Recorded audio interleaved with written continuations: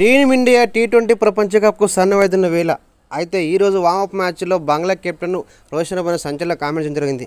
వాస్తవానికి మరి ఈ వామప్ మ్యాచ్లో ఎంతో కీలకం టీమిండియాకు. ఎందుకంటే మరి వామప్ మ్యాచ్లు మరి ప్రపంచ కప్ ముందు ఒకటో రెండో ఉంటాయి, కానీ ఒకటే మ్యాచ్ ఇవ్వడం మరి అభిమానులు కూడా ఏమాత్రం జీర్ణించుకోలేకపోతున్నారు. ఇక ఈ క్రమంలో షకీబుల్ హసన్ మాట్లాడుతూ వాస్తవానికి టీమిండియా కెప్టెన్ రోహిత్ శర్మ ఒంటి చేత్తో బ్యాటింగ్ చేసి గెలిపి సత్తగొలిన ఆటగాడు. ఈసారి మరి తన అద్భుతాలు చేశారని చెప్పి నమ్మకం ఉంది మాకు.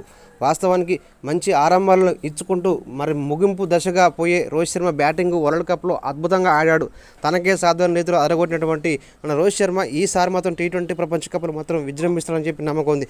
తనని ఎంత త్వరగా కట్టడేస్తే అంత మంచిది. మరి ఒంటి చేత్తో మ్యాచ్ స్వరూపాన్ని మొత్తం మార్చే రోహిత్ శర్మ తప్పకుండా క్రీజ్లో ఉంటే మాత్రం మరి ఒక 10 ఓవర్లు ఉంటే మాత్రం ఆ స్కోరే వేరుంటుందని చెప్పి చెప్పడం జరిగింది. ఏదేమైనా కూడా వామప్ మ్యాచ్లో టీమిండియా పైన ఆడడం మరి టీమిండియా పైన ఆడుతున్నప్పుడు ఆ కిక్కే వేరుంటుంది. ఎందుకంటే ప్రపంచ స్థాయి ఆటగాళ్ళు దాంట్లో ఉన్నారు.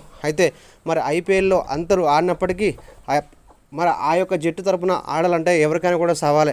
ప్రపంచంలో ద మేట్ బ్యాట్స్మెన్ అటువంటి విరాట్ కోహ్లీ కావచ్చు, రోహిత్ శర్మ కావచ్చు, సూర్యకుమార్ యాదవ్ కావచ్చు, వీళ్ళకి బౌలింగ్ చేయడం చాలా కష్టమే. ఇక ఈ క్రమంలో ఈరోజు జరిగే మ్యాచ్ తప్పకుండా గెలుపు మరి దశగా చూస్తాం, తప్పకుండా గెలుపు బాట పడతాం అని చెప్పి చెప్పడం జరిగింది మీడియా సమావేశంలో మన షకీబుల్ హసన్. వాస్తవానికి షకీబుల్ హసన్ కూడా 2007 మరి టీ20 వరల్డ్ కప్ నుంచి జట్టులో ఉంటున్నాడు. మరి రోహిత్ శర్మ కూడా జట్టులో ఉంటున్నారు. ఇక ఈ ఇద్దరు సీనియర్ జట్టు ఆటగాళ్ళు కెప్టెన్గా ఉన్న మరి ఆయా దేశాలకు తప్పకుండా మరి ఏ విధంగా ఆడుతుందో చూడాలి ఫ్రెండ్స్.